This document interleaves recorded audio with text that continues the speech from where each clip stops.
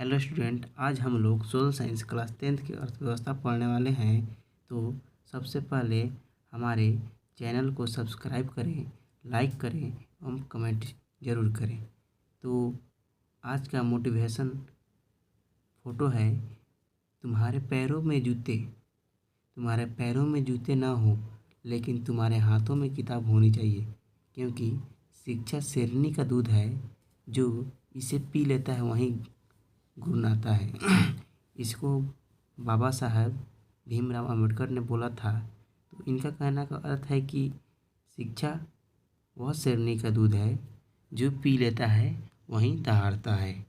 शिक्षा वह शेरनी का दूध है जो पी लेता है वहीं दहाड़ता है। तो हम लोग जानेंगे सामाजिक विज्ञान में कौन कौन से विषय आते हैं। सबसे पहले हम लोग जानेंगे कि सामाजिक विज्ञान में कौन कौन से विषय आते हैं। तो सामाजिक विज्ञान में आमतौर पर सांस्कृतिक विज्ञान, अर्थशास्त्र, राजनीतिक विज्ञान, समाजशास्त्र, अपराध और सामाजिक मनोहित शामिल है। 7 सामाजिक विज्ञान है: मानव विज्ञान, अर्थशास्त्र, भूगोल, इतिहास, राजनीतिक विज्ञान, समाजशास्त्र और मनोविज्ञान। तो हम लोग इसमें यह सात किताबों के बारे में बताया है, लेकिन क्लास 10th में सिर्फ 5 पुस्तकों के बारे में पढ़ाई होती है, जो कि कौन कौन सी पुस्तक है उसके बारे में हम लोग जानेंगे। तो वे पुस्तक सामाजिक विज्ञान के वो पुस्तक इतिहास है, भूगोल है, राजनीतिक विज्ञान है, अर्थशास्त्र है और आपदा प्रबंधक है। ये 5 किताब हम लोग पढ़ेंगे। तो सबसे पहले सामाजिक विज्ञान हमारे जीवन में क्यों आवश्यकता है, हमारे जीवन में सामाजिक विज्ञान का क्या आवश्यकता है, ये हम जानेंगे। तो सामाजिक विज्ञान मानव के सामाजिक, आर्थिक, राजनीतिक एवं ऐतिहासिक गतिविधियों का अध्ययन है। अर्थात सामाजिक विज्ञान मानव के आर्थिक यानी पैसे कमाने की, राजनीतिक यानी राज करने की, ऐतिहासिक यानी पुराने जो बीत गए हैं काल, उनके बारे में अध्ययन कराता है। क्या? Social science. तो हम लोग सोशल साइंस का क्या आवश्यकता है ये जानेंगे। तो यह पता चलता है कि सामाजिक, आर्थिक एवं राजनीतिक, ऐतिहासिक गतिविधियों का अध्ययन है। यह मानव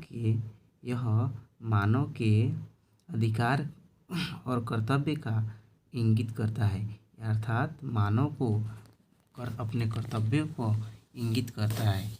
मानव विकास के लिए सामाजिक विज्ञान का अध्ययन बहुत आवश्यक है।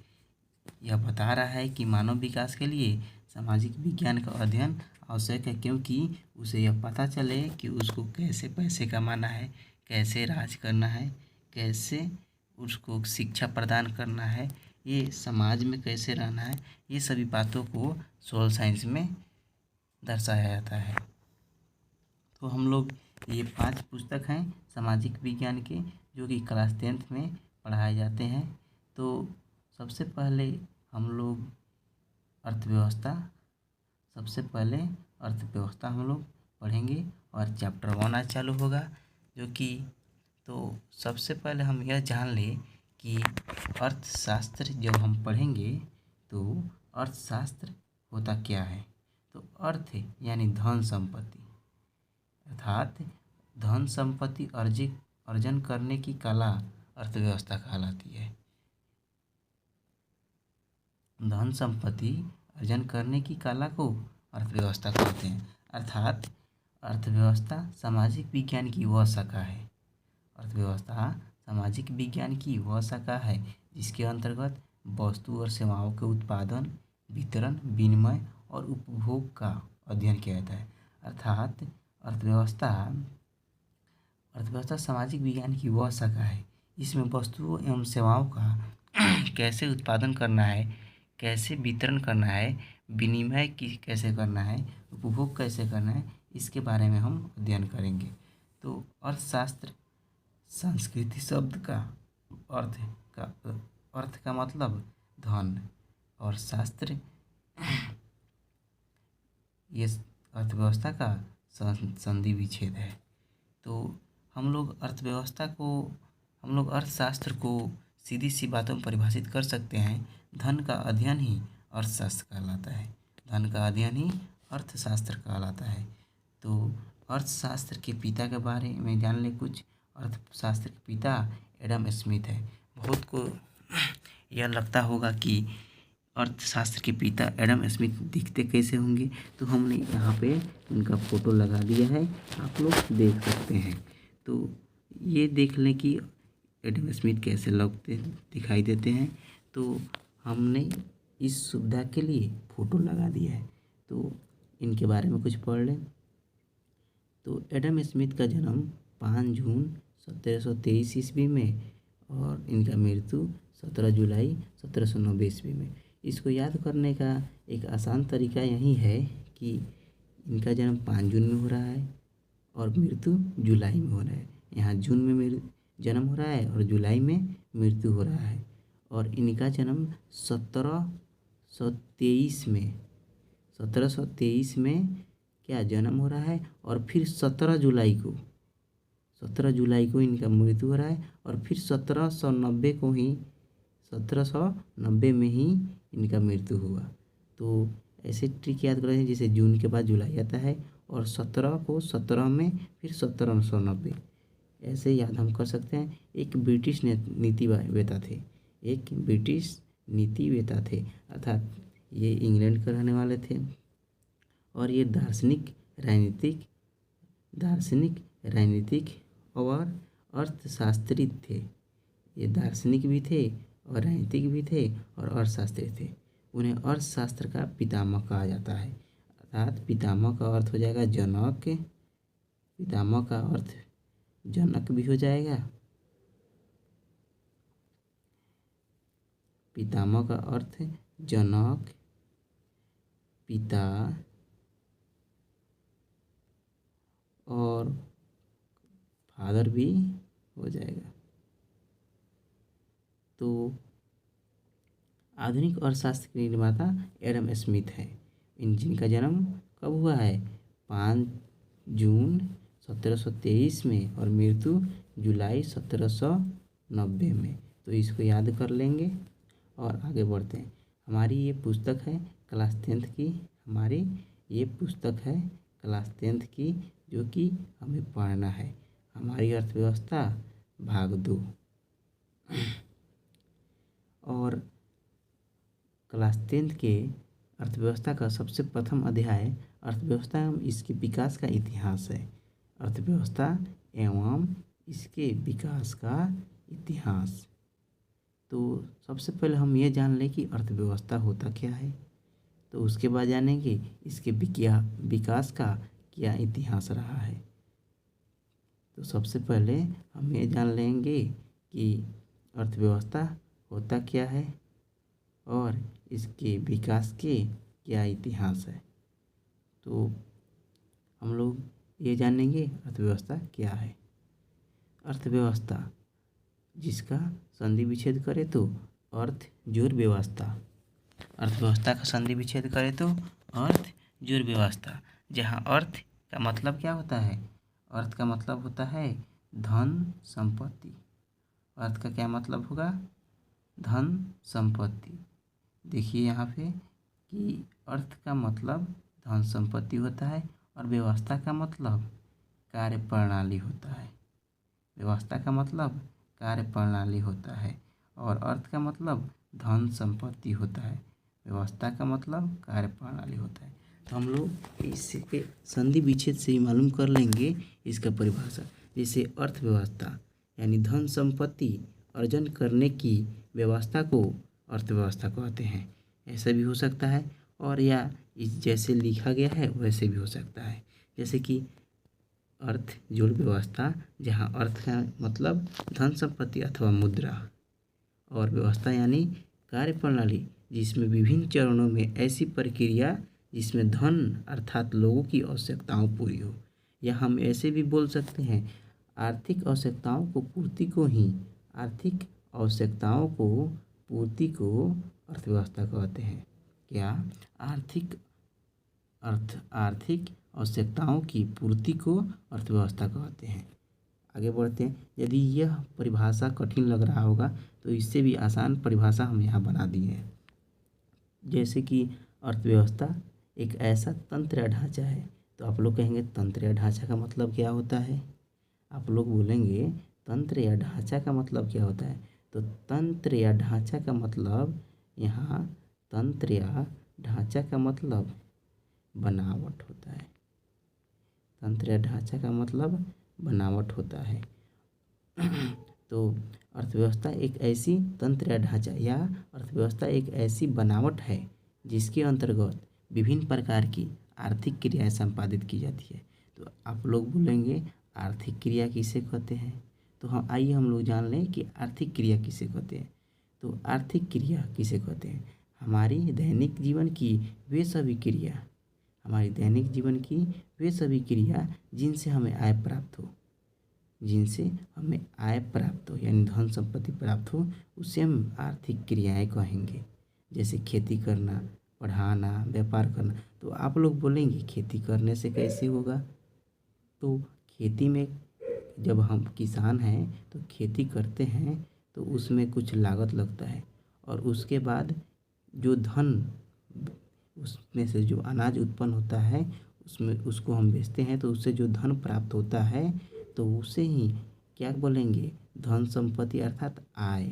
तो आय बोलेंगे तो आय प्राप्त हो रहा है तो इसे कहेंगे आर्थिक क्रिया।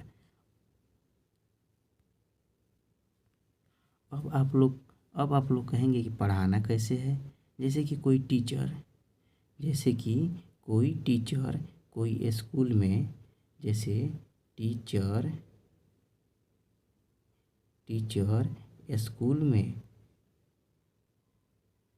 स्कूल में पढ़ाते हैं। यानी कोई टीचर स्कूल में पढ़ाते हैं तो उनको कुछ क्या मिलता है? वेतन मिलता है। वेतन जो मिलता है वो क्या हो गया? आय हो गया। तो आय प्राप्त हुआ। तो हम लोग क्या परिभाषा देखे हैं कि वे सभी क्रिया जिनसे हमें आय प्राप्त हो उसे हम आर्थिक क्रिया कहेंगे। तो आर्थिक क्रिया की परिभाषा हमें लगता है कि आप क्लियर हो गया। आप लोग इसे समझ कर याद कर लेंगे। अब जानेंगे कि अर्थलेविस के अनुसार अर्थव्यवस्था। प्रोफेसर अर्थलेविस हुए जिन्होंने अपने अनुसार क्या बताया? अर्थव्यवस्था का परिभाषा। उन्होंने बताया है कि अर्थव्यवस्था का अर्थ किसी राष्ट्र के संपूर्ण व्यवहार से है जिसके आधार पर मानवीय आवश्यकताओं को संतुष्ट करने के लिए अपने संसाधनों का उपयोग होता है। जैसे कि हमें चीनी की आवश्यकता होती है तो सरकार ने हमारी चीनी को पूरा करने के लिए मिल से जो अधिक उत्पादन करके हमारे मार्केट तक पहुंचाती है, जिससे हमारी मानव आवश्यकताओं को पूर्ति हो रहा है। और वही पूर्ति को हम क्या कहेंगे? अर्थव्यवस्था। ये कौन बोल रहे हैं? अर्थलेविस बोल रहे हैं। अब जानेंगे कि प्रोफेसर ब्राउन के अनुसार अर्थव्यवस्था का परिभाषा। तो इन्होंने बताया है कि अर्थव्यवस्था आजीविका अर्जन की एक प्रणाली है। अर्थव्यवस्था आजीविका अर्जन की एक प्रणाली है, अर्थात अर्थव्यवस्था जीने की एक प्रणाली है। तो यह प्रश्न को क्लास 10th के बोर्ड में पूछ देता है। एक नंबरिया में देखिए कैसे पूछता है और इसको आप लोग ध्यान से देख कर याद कर लेंगे। देखिए कैसे पूछा है कि अर्थव्यवस्था आजीविका अर्जन की डैश है। अर्थात यहाँ क्या लिखा है? अर्थव्यवस्था आजीविका अर्जन की एक प्रणाली है। तो यहाँ पे हम क्या लिख देंगे? एक प्रणाली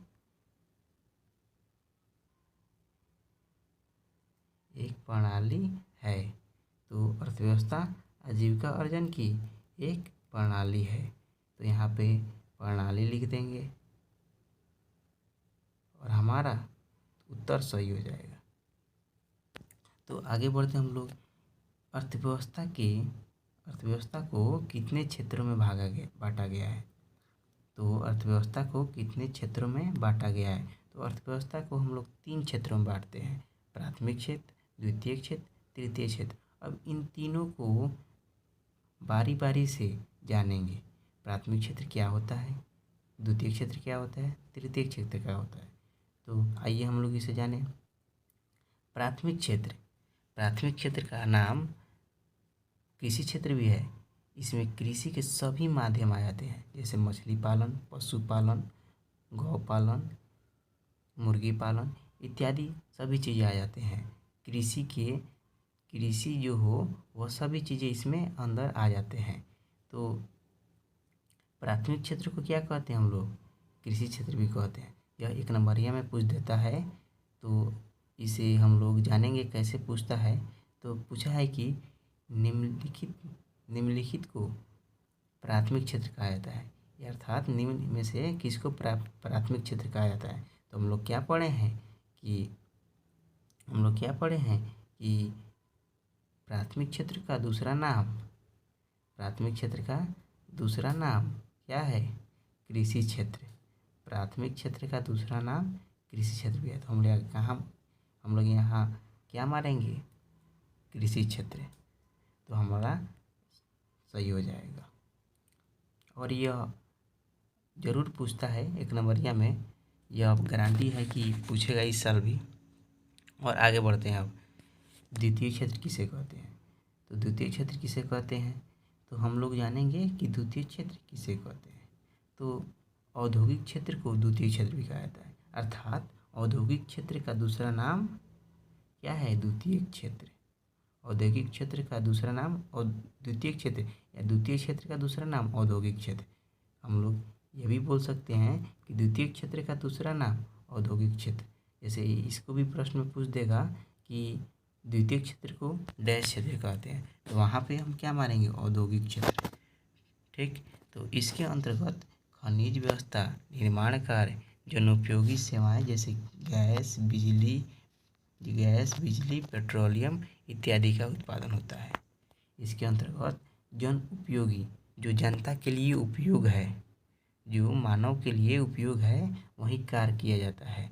जैसे हमें खनिज की व्यवस्था कराई जाती है, निर्माण कार्य, जनोपयोगी सेवाएं जैसे गैस की व्यवस्था, बिजली की व्यवस्था, पेट्रोलियम की व्यवस्था इत्यादि की व्यवस्था कराई जाती है।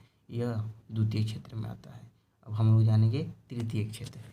तो तृतीय क्षेत्र प्राथमिक क्षेत्र और द्वितीय क्षेत्र को सहायता प्रदान करता है।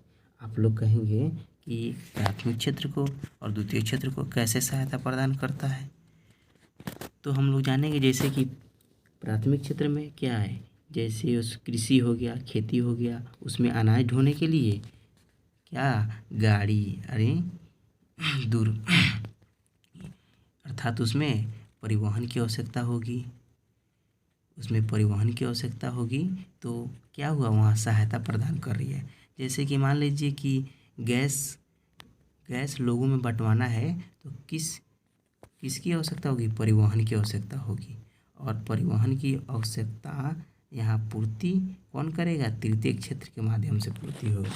तो वहीं इसको कहा गया है कि प्राथमिक क्षेत्र और द्वितीय क्षेत्र को सहायता प्रदान करता है। यह उत्पादन प्रक्रिया के लिए भी सहायता प्रदान करता है, अर्थात तृतीय क्षेत्र को क्या कहते हैं? सेवा क्षेत्र भी कहते हैं। पूछ देगा 1 नंबरिया में, तृतीय क्षेत्र को डैश क्षेत्र भी कहते हैं, तो यहाँ पर हम लोग क्या मारेंगे? सेवा क्षेत्र। पूछ देगा तृतीय क्षेत्र को डैश क्षेत्र भी कहते हैं, तो यहाँ सेवा क्षेत्र मार देंगे, तो हमारा 1 नंबर का आंसर सही हो जाएगा। इसमें सेवाएं, वित्तीय सेवाएं, परिवहन, दूरसंचार, स्वास्थ्य सेवाएं, परामर्श, खुदरा, सब चीज़ें आ जाते हैं। तो यहीं तक अपने वीडियो को समाप्त करते हैं। इसके आगे हम लोग पढ़ेंगे क्या कि अर्थव्यवस्था कितने प्रकार है, इनके बारी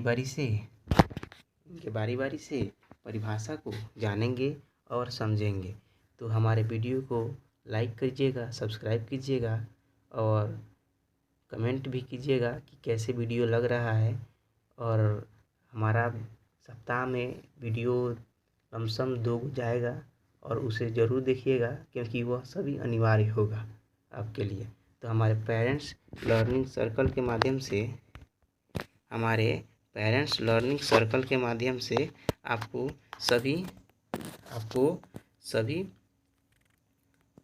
सभी सोशल साइंस एवं 10th के लगभग सभी पुस्तकों को पढ़ाया जाएगा।